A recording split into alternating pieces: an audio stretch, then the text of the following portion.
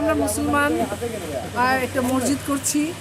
এটা হলো আমার অনেক আগে থেকেই, কিন্তু আমার খুব ইচ্ছে ছিল যে যদি ওই ধরনের সুযোগ বা সুবিধা হয়, ভাবে মানে করেন যে আমার আল্লাহ যেন আমার মনের বাসনা পূর্ণ করে আমি যেন মসজিদ করতে পারি আর কি। লাখ লাখ শুকর আল্লাহর দরবারে যে আমি উদ্যোগ নিয়েছি। এটা আমরা মুসলমান, আমরা সবাই আমার গ্রামবাসী এলাকাবাসী নামাজ পড়তে পারবে, এটা আমার এই যে যদি আল্লাহ পাক মনে করেন যে জিনিসটা তাড়াতাড়ি আমি তৈরি করে দিতে পারি, এটাই ইচ্ছা যেন সবাই এসে নামাজ পড়েন। এখানে আল্লাহর ঘর, এটা সবার ঘর, শুধু আমার একার নয় আর আসেন।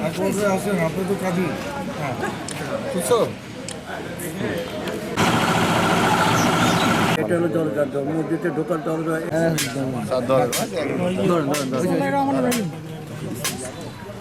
ربنا وتب علينا إنك أنت التواب الرحيم ربنا وبعث فيهم رسولا منهم يتلو عليهم آياتك ويعلمهم. بسم الله الرحمن الرحيم.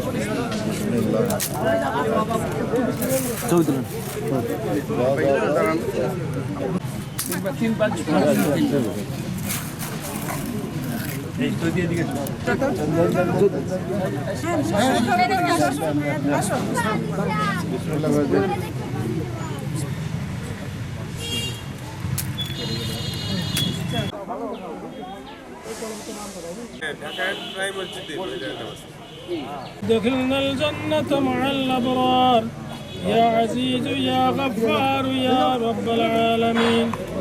إسماعيل ربنا تقبل منا إنك أنت السميع العليم ربنا واتنا أمة مسلمة لك وارنا مناسكنا ولا يا رب العالمين.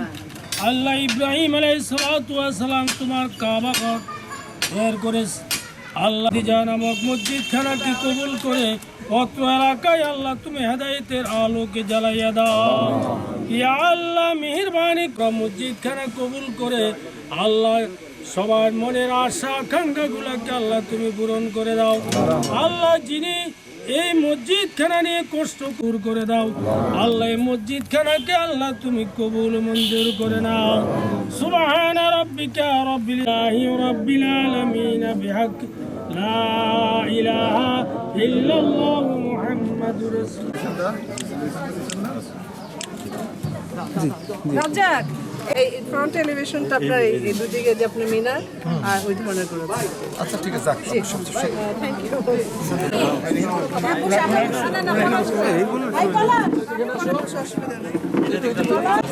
চটি কেন করি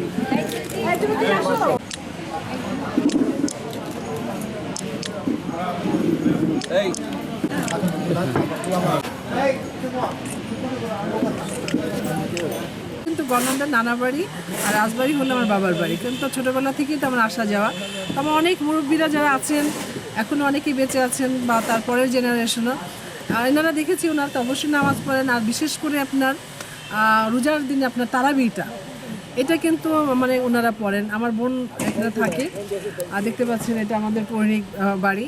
তো ও কিন্তু মনে করেন যে লোক রাখি মেয়েদের বা এসের মুয়াজ্জেম, এটা কিন্তু তারাবিরা অনেক মেয়ের এসে এখানে পড়ে মানে বাসাতে।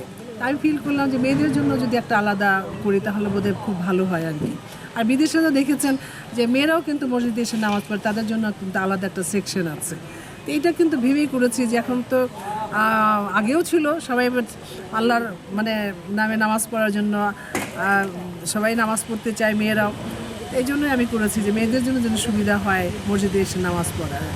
গোয়ালন্দবাসীদের জন্য অন্য কোনো কিছু করার ইচ্ছা আছে কিনা? না, অবশ্যই আমার খুব ইচ্ছে আছে মনে করেন যে এখানে আমি একটা চক্ষু হাসপাতাল করার জন্য।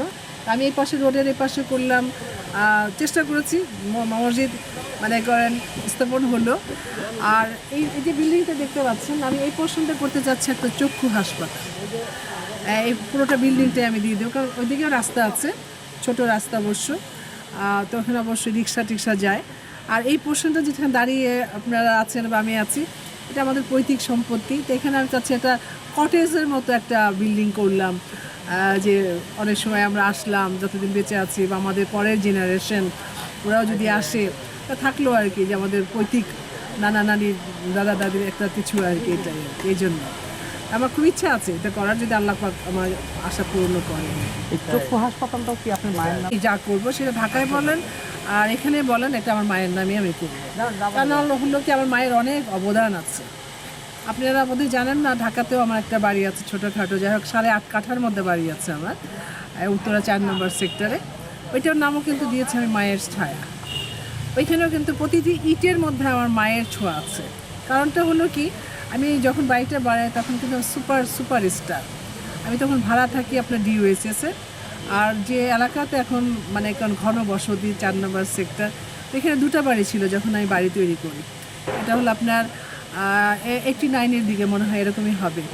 তখন আমার মা কিন্তু এখানে ছোট্ট একটা রুমের মধ্যে এসে উনি দেখাশোনা করেছেন।